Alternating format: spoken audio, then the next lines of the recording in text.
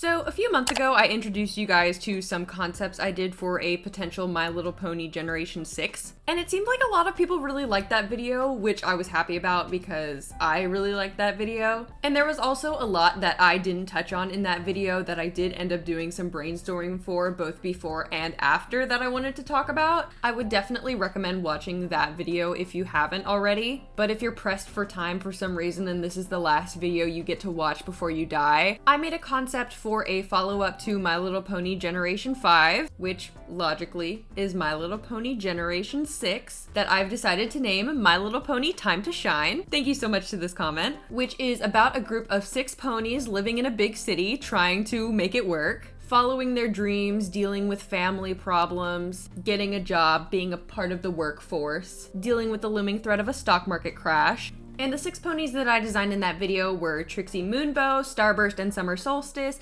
Cozy Glow, Cherry Pie, and Wisteria Bloom. A group of young adult friends trying to figure out how to live life. And today, specifically, I wanted to introduce some of these side characters that impact our character's story. Like I said, this would be the 6th generation of My Little Pony, with the first generation coming out in 1982. Even though I wasn't born until 2006, my family had tons of VHS and DVDs of movies and shows from before my time, and I think going back to appreciate the art that came before you is not only really fun, but a great way to broaden your horizons. Plus, older shows are being rebooted all the time to introduce them to new audiences, which brings me to the sponsor of today's video. In 2019, the 90s show Where in the World is Carmen Sandiego was adapted into the Netflix cartoon Carmen Sandiego, which I'm sure tons of you are familiar with because it was pretty popular among my friends at school. And releasing on March 3rd, Gameloft has adapted the show into an adventure puzzle game available on Steam, PC, PlayStation, Xbox, and Nintendo Switch. I've always loved mystery and puzzle games, and Carmen Sandiego combines puzzle-style mini-games with information and clues that you yourself have to piece together in order to continue with your mission. I was surprised with just how interactive some of these mini-games were. In just the footage I recorded for this video, there are 5 different puzzle mini-games, all of them completely different from the last. And in just the first mission alone, you visit 3 different places, and the amount of detail and research that went into the backgrounds of all of these places that you're going to is amazing. Even though you're very quickly moving from place to place, every single setting is vibrantly decorated and full of life, and so I am so excited to explore the rest of the game. If you're also itching to solve some mysteries and become a sleuth of your very own, Carmen Sandiego is available to download on all of these platforms starting on March 3rd, as well as the deluxe version, which includes goodies like exclusive outfits and the full art book. Thank you so much to Gameloft for sponsoring this video. And now, let's talk about some ponies, shall we? My Little Pony hasn't always been just focused on friendship specifically. There are tons of episodes of specifically G4 that touch on family matters like siblings and parents. Because not only do most people watching the show hopefully have friends, most of them have family members that they have problems with too. Even back in G3, some of the main characters were sisters, like Cheerilee and Scootaloo. And arguably the pony with the most important family arc is Cherry Pie. Like I mentioned in the first video, she has a very large family of which she is the eldest sibling, so she's essentially like a third parent. Both of her parents work full-time, so most of the time it's up to her to take care of her little siblings, of which she has 6. Ranging from a couple months younger than her to a literal infant, and obviously not all 6 can be major characters in the story. I started off this piece by giving Cherry a little bit of a redesign. I added some more green into her design with some bows. I'm not sure how much I like the scarf around her hoof, but I do like the bows in her hair and on her tail. Pretty much all of the art in this video is just going to be concept sketches that are not very refined, but I didn't want to spend 2 hours on a piece that may not stick in the future, so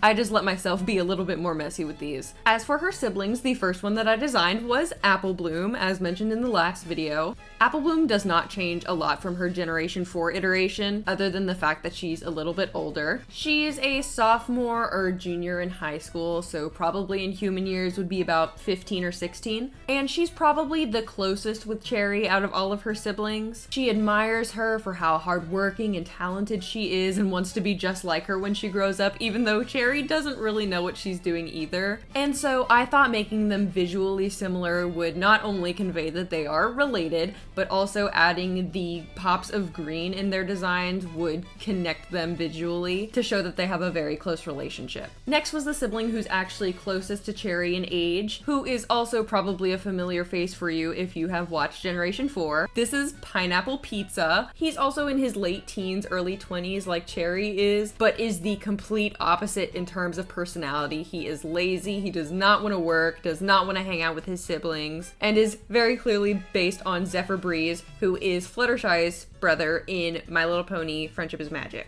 Cherry's other siblings probably won't be very important to the story just because they are wildly different in age, but the first one is Banana Bread, who is the middle child of the family. I imagine her to be pretty similar to Maud, not very expressive. She's going through her teenage emo phase. She's probably 13 or 14, so not that much younger than Apple Bloom, but they're not very close. So the other three are actual children. We have Lemon Zest, who is the youngest. She's probably like a couple months old, so maybe just barely able to walk. And then the twins, Tangerine Twist and Grape Juice. They're probably 5, 6, 7 or so there are a few years between Banana Bread and the twins, and then the twins and Lemon Zest. So if you're wondering what their parents' fruit-related names are,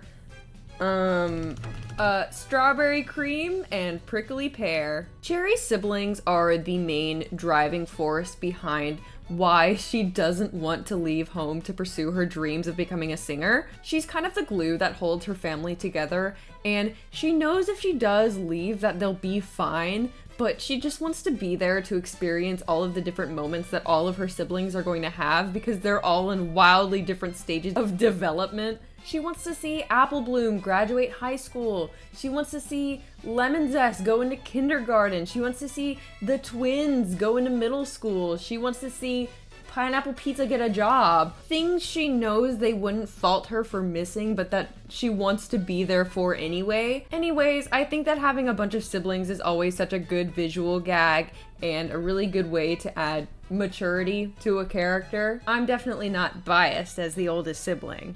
And on that note, you may be thinking, we have Apple Bloom and we have Scootaloo, but where's Sweetie Belle? Well, if you would hold on a second, I would tell you. One of the main 6 in the 6th generation is Cozy Glow, a character I didn't talk a whole lot about because I just didn't have a lot thought out about her. And also her design was arguably the weakest out of all 6. Cozy Glow is a unicorn, obviously, who works in a small bookstore somewhere in Canterlot, which is the city where the story takes place. But her true passion is crafting and making art, but she's so shy that she doesn't think that she'll ever be able to pursue it as an actual career. And so for Cozy Glow's touch-up, I decided to go all in on making her look super gloomy. That's such a fun word, gloomy.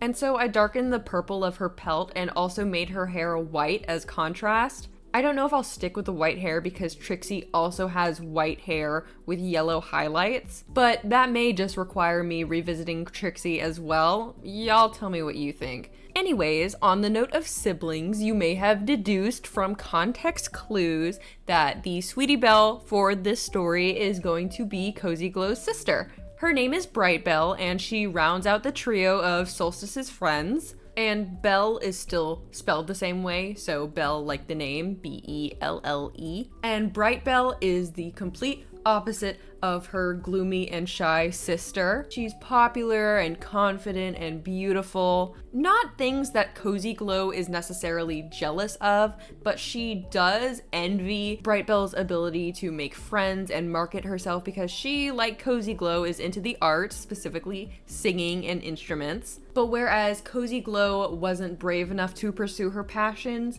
Bright Belle is facing them head on. She's gonna go to school for music and become insanely successful. Not that Cozy Glow is necessarily jealous, but she is a bit, sad that things that come so easily to her younger sister don't come as easily to her. And because Bright Belle is in high school and going through a phase, she doesn't want to hang out with her not very cool older sister a whole lot, which makes Cozy Glow feel even worse. especially when she sees the relationship that Cherry and Starburst have with their siblings. Soul and Starburst are each other's only family, and even though Cherry and her siblings have a lot of differences, all of them rely on her and view her as a role model. And Cozy is jealous that her sister doesn't really view her the same way. But I imagine throughout the series, you know, there are episodes where Bright Bell has to learn to appreciate her sister, and even though she isn't as outgoing or proud or confident as she is, she has a lot to contribute as well. And Cozy Glow has to learn that too, that just because she isn't as confident doesn't mean she isn't talented as well. I'm projecting a little bit again onto Cozy Glow and Bright Bell, but as far as their designs, I'm actually pretty proud of myself for these. Of course, Sweetie Belle was already white and purple. I just switched where they were on Bright Bell's design. And so while Cozy Glow is like a cloudy night sky, Bright Bell is like a cloudy sky right before sunrise. And I think them being very similar but also very different both visually and personality wise is just a stroke of genius on my part, truthfully. So everybody please praise me for it in the comments. Where Cozy has thin locks that are close together, Bright Bell has big chunky goddess locks. Similar but different. Come on, guys! And the cloud pattern being darker on Cozy Glow but lighter on Bright Bell. Guys, I may have peaked. My designs don't get any better than this. Bright Bell might be my favorite design from this generation that I've made, and she's not even a main character. I think a younger sibling drama episode with Cozy and Starburst and Cherry would be really interesting. But anyways, those are all the siblings I have to talk about for today. I think that side characters are just as important to a story as its main characters, because you could have the most interesting group of protagonists in the whole world, but if the world that they live in is boring, the entire story is going to be boring. Anyways, now that we've widened the scope of Generation 6 a little bit more, let me know what else you want to see in the comments. I did have some comments asking about if the princesses still exist, who the villains might be, and I think rather than big bad guys who show up every season, the main conflicts of the show are going to be relationship based, because My Little Pony is about friendship, and so friendship should be the center of it. I still have tons of ideas for this story, but I don't know if any of them would warrant a video, so maybe once I've amalgamated enough of them, I'll make a super long video about a bunch of different ideas that I have. But I actually have a bunch of videos right now that I'm really excited to keep working on. So if everything goes according to plan, I should have some longer videos coming in the near future, less focused on the actual art that I'm making in the video and more discussion and commentary. Not on like drama or anything like that. I'm not really into that, but more on like media and art as a whole. I don't know, I just want to sound profound. I want y'all to think I'm smart. Anyways, that is going to be it for this video. Thank you so much to the people who paid off my bond to get out of jail. My $10 patrons, Puntastic Artist, Little Wolfine, Viyun, Gar, Zigo Buzz, Speckadoodle, Billy Lover, Nico Jack, and Tyree West. It's getting to the point where I have to take multiple breaths in between you guys, as well as all of my other patrons, everyone who watched this video, everybody who comments, everybody who likes, etc., as well as the sponsor of this video, Gameloft. Make sure to check out Carmen Sandiego on March 4th. As always, I am still Lucky Inkiio, and I will see you very soon.